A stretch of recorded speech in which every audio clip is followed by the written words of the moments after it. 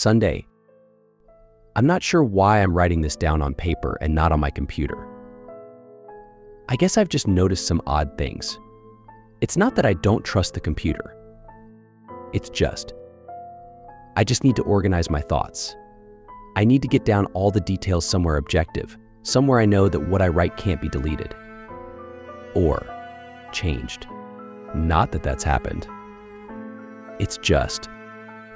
Everything blurs together here, and the fog of memory lends a strange cast to things. I'm starting to feel cramped in this small apartment. Maybe that's the problem. I just had to go and choose the cheapest apartment, the only one in the basement. The lack of windows down here makes day and night seem to slip by seamlessly. I haven't been out in a few days because I've been working on this programming project so intensively. I suppose I just wanted to get it done. Hours of sitting and staring at a monitor can make anyone feel strange, I know, but I don't think that's it. I'm not sure when I first started to feel like something was odd. I can't even define what it is. Maybe I just haven't talked to anyone in a while. That's the first thing that crept up on me. Everyone I normally talk to online while I program has been idle, or they've simply not logged on at all. My instant messages go unanswered.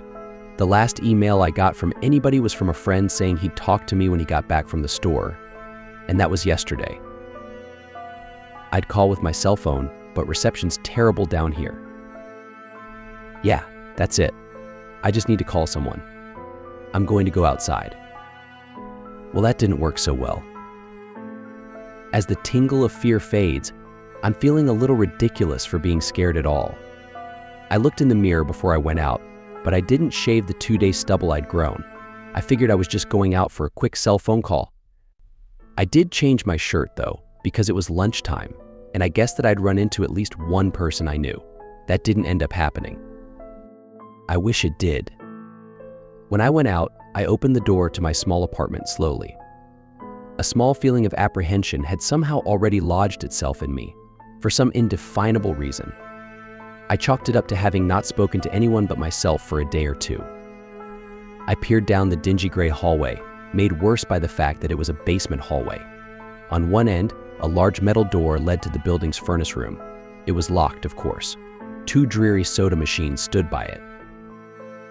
I bought a soda from one the first day I moved in, but it had a 2-year-old expiration date. I'm fairly sure nobody knows those machines are even down here, or my cheap landlady just doesn't care to get them restocked. I closed my door softly and walked in the other direction, taking care not to make a sound. I have no idea why I chose to do that, but it was fun giving in to the strange impulse not to break the droning hum of the soda machines, at least for the moment. I got to the stairwell and took the stairs up to the building's front door. I looked through the heavy door's small square window and received quite the shock. It was definitely not lunchtime. City gloom hung over the dark street outside, and the traffic lights at the intersection in the distance blinked yellow. Dim clouds, purple and black from the glow of the city, hung overhead. Nothing moved, save the few sidewalk trees that shifted in the wind. I remember shivering, though I wasn't cold. Maybe it was the wind outside. I could vaguely hear it through the heavy metal door, and I knew it was that unique kind of late-night wind, the kind that was constant, cold, and quiet, save for the rhythmic music it made as it passed through countless unseen tree leaves. I decided not to go outside. Instead, I lifted my cell phone to the door's little window and checked the signal meter. The bars filled up the meter, and I smiled. Time to hear someone else's voice, I remember thinking, relieved. It was such a strange thing to be afraid of nothing. I shook my head, laughing at myself silently. I hit speed dial for my best friend Amy's number and held the phone up to my ear.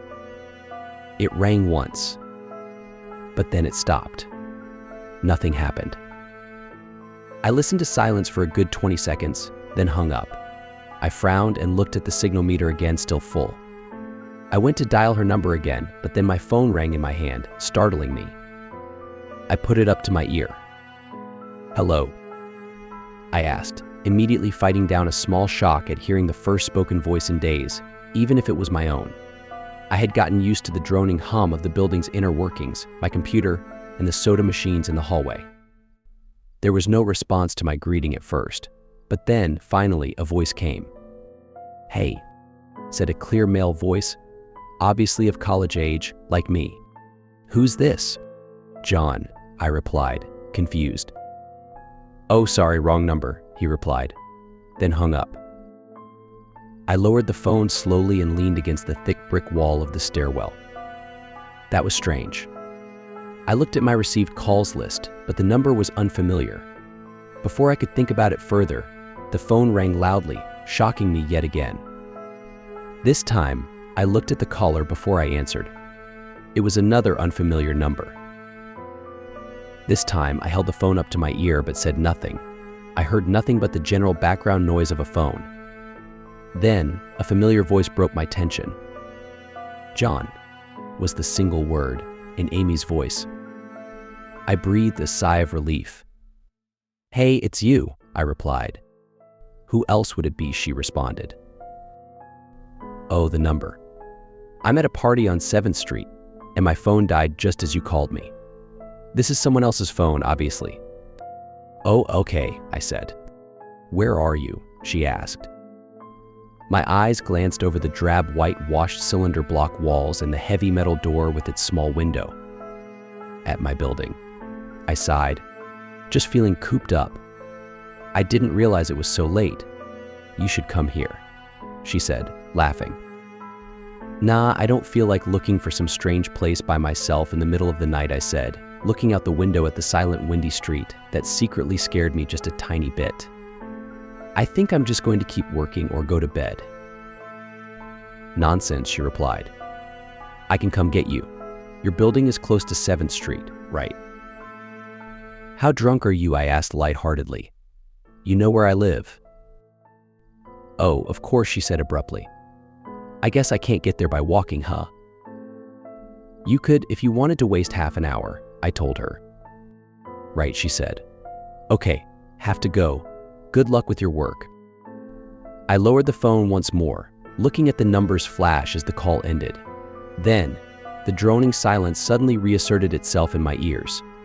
The two strange calls in the eerie street outside just drove home my aloneness in this empty stairwell. Perhaps from having seen too many scary movies, I had the sudden inexplicable idea that something could look in the door's window and see me, some sort of horrible entity that hovered at the edge of aloneness, just waiting to creep up on unsuspecting people that strayed too far from other human beings. I knew the fear was irrational, but nobody else was around, so I jumped down the stairs, ran down the hallway into my room, and closed the door as swiftly as I could, while still staying silent. Like I said, I feel a little ridiculous for being scared of nothing, and the fear has already faded. Writing this down helps a lot. It makes me realize that nothing is wrong. It filters out half-formed thoughts and fears and leaves only cold, hard facts. It's late, I got a call from the wrong number, and Amy's phone died, so she called me back from another number. Nothing strange is happening. Still, there was something a little off about that conversation. I know it could have just been the alcohol she'd had. Or was it even her that seemed off to me? Or was it? Yes, that was it. I didn't realize it until this moment, writing these things down. I knew writing things down would help. She said she was at a party, but I only heard silence in the background. Of course, that doesn't mean anything in particular, as she could have just gone outside to make the call. No, that couldn't be it either. I didn't hear the wind. I need to see if the wind is still blowing. Monday. I forgot to finish writing last night. I'm not sure what I expected to see when I ran up the stairwell and looked out the heavy metal door's window. I'm feeling ridiculous. Last night's fear seems hazy and unreasonable to me now. I can't wait to go out into the sunlight. I'm going to check my email, shave, shower, and finally get out of here. Wait, I think I heard something. It was thunder. That whole sunlight and fresh air thing didn't happen. I went out into the stairwell and up the stairs, only to find disappointment. The heavy metal door's little window showed only flowing water as torrential rain slammed against it. Only a very dim, gloomy light filtered in through the rain, but at least I knew it was daytime, even if it was a gray, sickly, wet day. I tried looking out the window and waiting for lightning to illuminate the gloom, but the rain was too heavy and I couldn't make out anything more than vague weird shapes moving at odd angles and the waves washing down the window. Disappointed, I turned around, but I didn't want to go back to my room. Instead, I wandered further up the stairs, past the first floor and the second. The stairs ended at the third floor, the highest floor in the building. I looked through the glass that ran up the outer wall of the stairwell, but it was that warped, thick kind that scatters the light. Not that there was much to see through the rain to begin with. I opened the stairwell door and wandered down the hallway. The 10 or so thick wooden doors, painted blue a long time ago, were all closed. I listened as I walked, but it was the middle of the day, so I wasn't surprised that I heard nothing but the rain outside. As I stood there in the dim hallway, listening to the rain, I had the strange, fleeting impression that the doors were standing like silent granite monoliths erected by some ancient, forgotten civilization for some unfathomable guardian purpose. Lightning flashed, and I could have sworn that, for just a moment, the old grainy blue wood looked just like rough stone. I laughed at myself for letting my imagination get the best of me, but then it occurred to me that the dim gloom and lightning must mean there was a window somewhere in the hallway. A vague memory surfaced, and I suddenly recalled that the third floor had an alcove and an inset window halfway down the floor's hallway. Excited to look out into the rain and possibly see another human being, I quickly walked over to the alcove, finding the large, thin glass window. Rain washed down it, as with the front door's window, but I could open this one. I reached a hand out to slide it open but hesitated. I had the strangest feeling that if I opened that window, I would see something horrifying on the other side. Everything's been so odd lately. So I came up with a plan, and I came back here to get what I needed.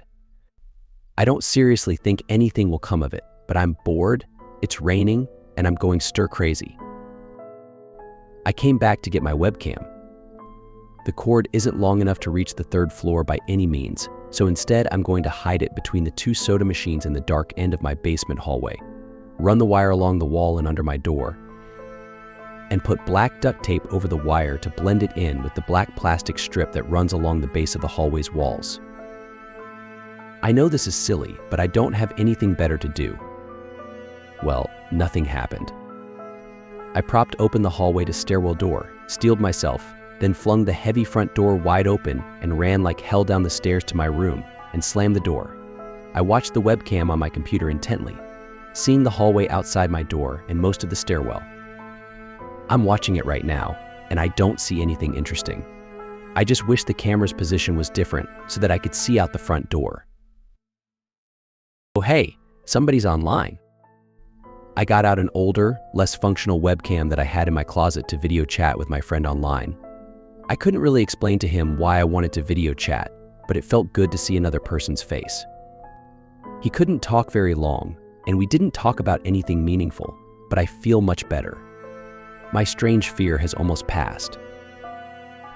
I would feel completely better, but there was something odd about our conversation. I know that I've said that everything has seemed odd, but still, he was very vague in his responses. I can't recall one specific thing that he said, no particular name, place, or event, but he did ask for my email address to keep in touch. Wait, I just got an email. I'm about to go out. I just got an email from Amy that asked me to meet her for dinner at the place we usually go to. I do love pizza, and I've just been eating random food from my poorly stocked fridge for days, so I can't wait. Again, I feel ridiculous about the odd couple of days I've been having. I should destroy this journal when I get back.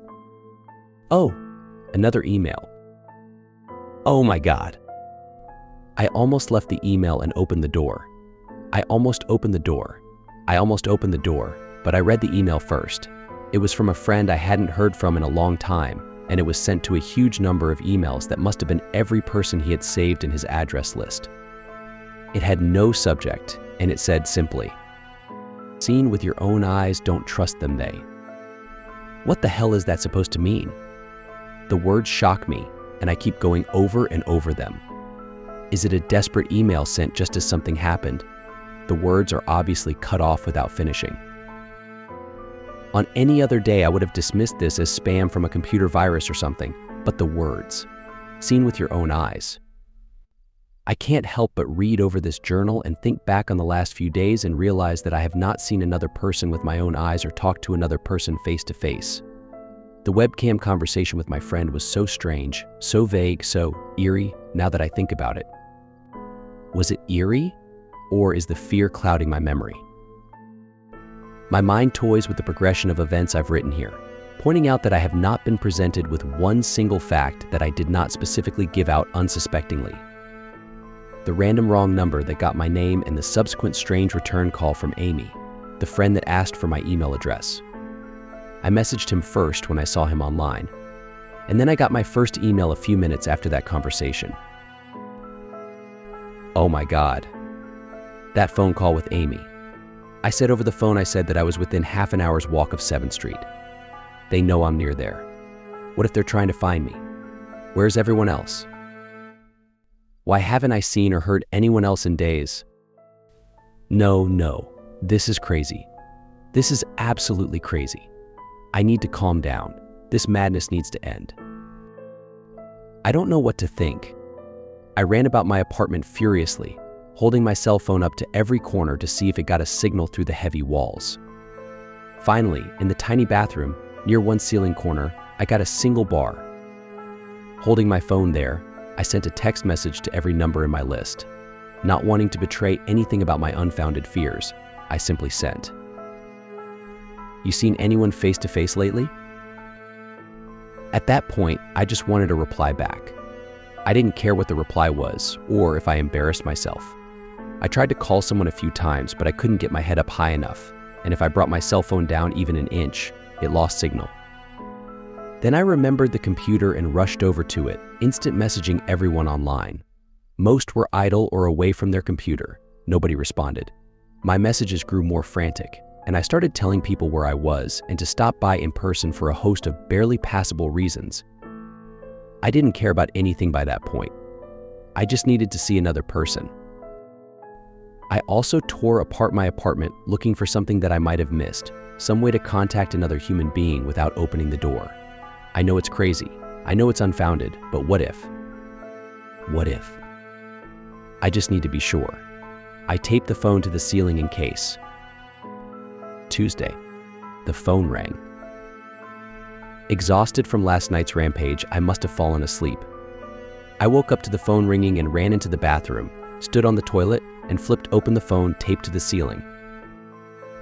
It was Amy, and I feel so much better. She was really worried about me and apparently had been trying to contact me since the last time I talked to her. She's coming over now, and yes, she knows where I am without me telling her. I feel so embarrassed. I am definitely throwing this journal away before anyone sees it. I don't even know why I'm writing in it now. Maybe it's just because it's the only communication I've had at all since. God knows when. I look like hell too. I looked in the mirror before I came back in here. My eyes are sunken, my stubble is thicker, and I just look generally unhealthy. My apartment is trashed, but I'm not going to clean it up. I think I need someone else to see what I've been through. These past few days have not been normal. I am not one to imagine things. I know I have been the victim of extreme probability. I probably missed seeing another person a dozen times.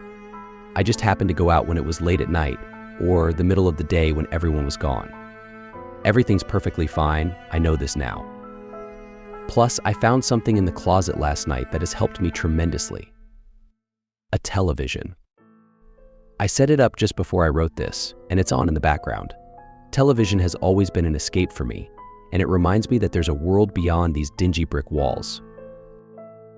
I'm glad Amy's the only one who responded to me after last night's frantic pestering of everyone I could contact.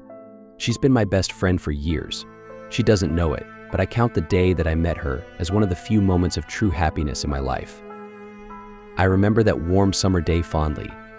It seems a different reality from this dark, rainy, lonely place. I feel like I spent days sitting in that playground, much too old to play, just talking with her and hanging around doing nothing at all. I still feel like I can go back to that moment sometimes, and it reminds me that this damn place is not all that there is. Finally, a knock on the door. I thought it was odd that I couldn't see her through the camera I hid between the two soda machines, I figured that it was bad positioning, like when I couldn't see out the front door. I should have known. I should have known.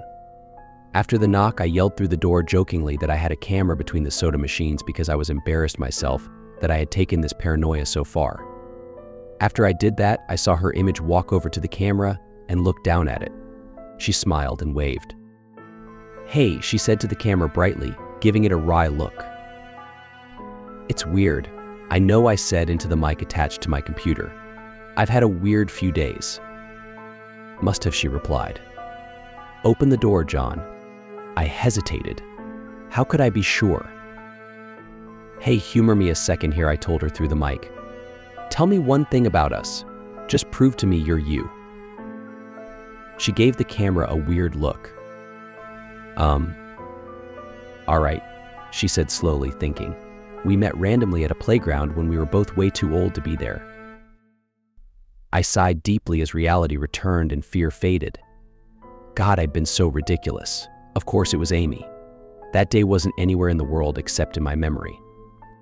I'd never even mentioned it to anyone, not out of embarrassment, but out of a strange secret nostalgia and a longing for those days to return. If there was some unknown force at work trying to trick me, as I feared, there was no way they could know about that day. "All right, I'll explain everything," I told her. "Be right there." I ran to my small bathroom and fixed my hair as best I could. I looked like hell, but she would understand. Snickering at my own unbelievable behavior and the mess I'd made of the place, I walked to the door. I put my hand on the doorknob and gave the mess one last look. So ridiculous, I thought. My eyes traced over the half-eaten food lying on the ground, the overflowing trash bin, and the bed I'd tipped to the side looking for, God knows what. I almost turned to the door and opened it, but my eyes fell on one last thing, the old webcam, the one I used for that eerily vacant chat with my friend. Its silent black sphere lay haphazardly tossed to the side, its lens pointed at the table where this journal lay. An overwhelming terror took me as I realized that if something could see through that camera, it would have seen what I just wrote about that day. I asked her for any one thing about us, and she chose the only thing in the world that I thought they or it did not know. But it did. It did know. It could have been watching me the whole time. I didn't open the door. I screamed. I screamed in uncontrollable terror. I stomped on the old webcam on the floor. The door shook, and the doorknob tried to turn, but I didn't hear Amy's voice through the door. Was the basement door, made to keep out drafts, too thick, or was Amy not outside? What could have been trying to get in, if not her? What the hell is out there? I saw her on my computer through the camera outside. I heard her on the speakers through the camera outside, but was it real? How can I know? She's gone now. I screamed and shouted for help. I piled up everything in my apartment against the front door. Friday. At least I think that it's Friday. I broke everything electronic. I smashed my computer to pieces. Every single thing on there could have been accessed by network access, or worse, altered. I'm a programmer, I know. Every little piece of information I gave out since this started, my name, my email, my location. None of it came back from outside until I gave it out. I've been going over and over what I wrote. I've been pacing back and forth, alternating between stark terror and overpowering disbelief. Sometimes I'm absolutely certain some phantom entity is dead set on the simple goal of getting me to go outside.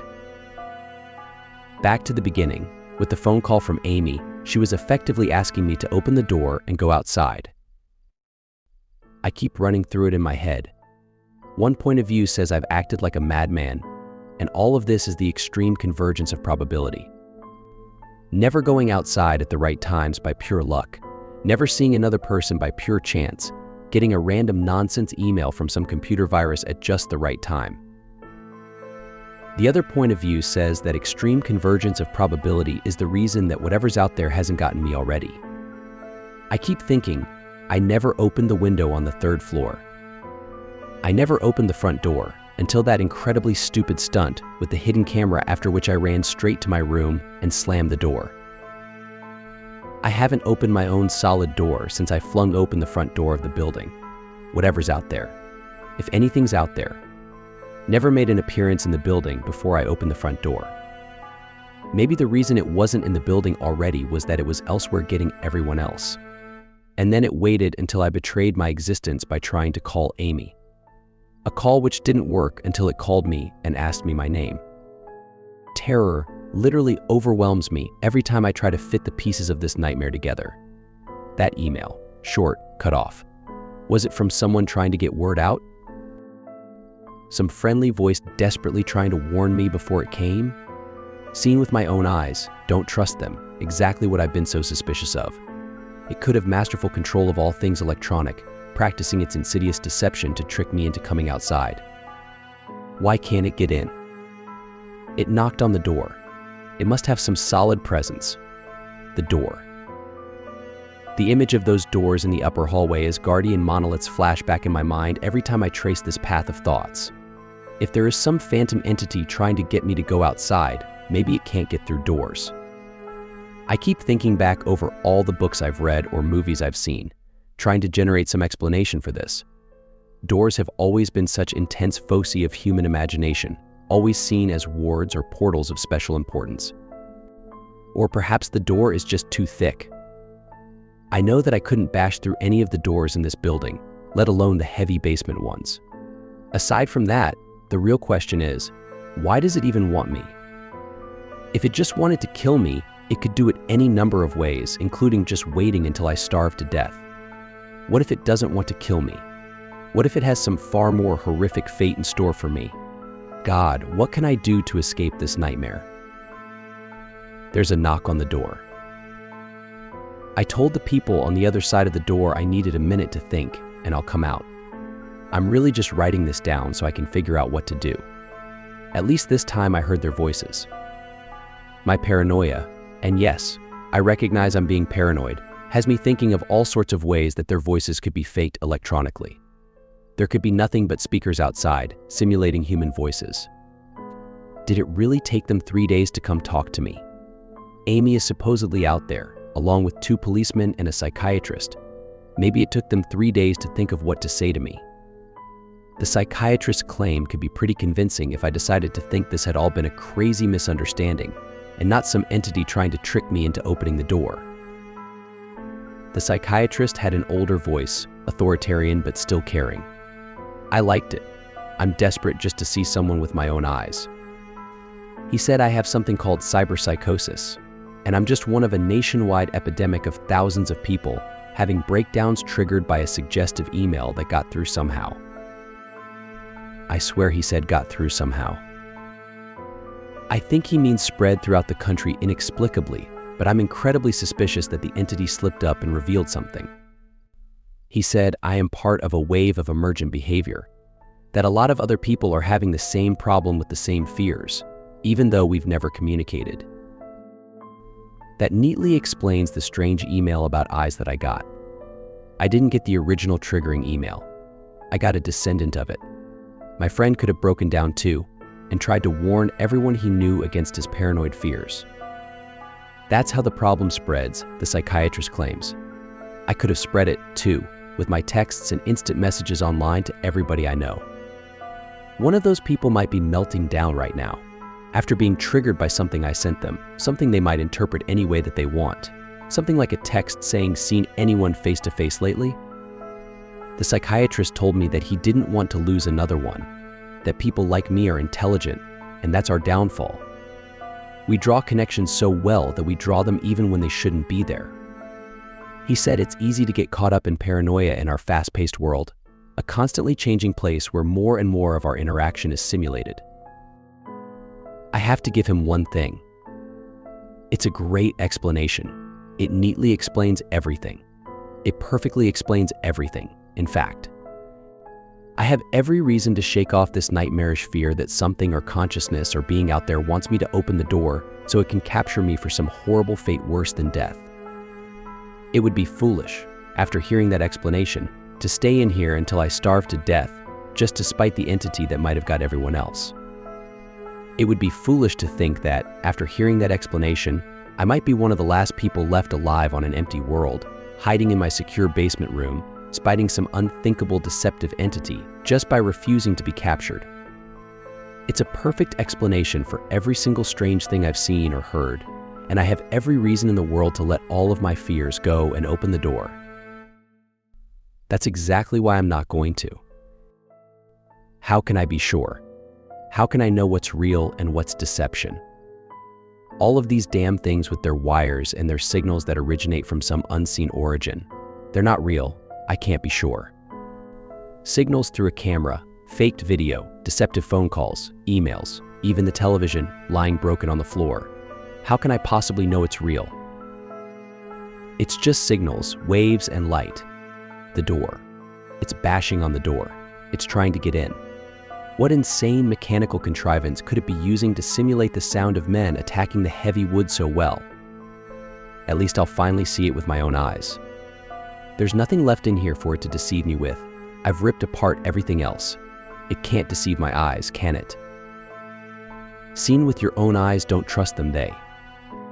Wait. Was that desperate message telling me to trust my eyes, or warning me about my eyes too? Oh my God. What's the difference between a camera and my eyes? They both turn light into electrical signals. They're the same. I can't be deceived. I have to be sure. I have to be sure. Date unknown. I calmly asked for paper and a pen day in and day out until it finally gave them to me. Not that it matters. What am I going to do?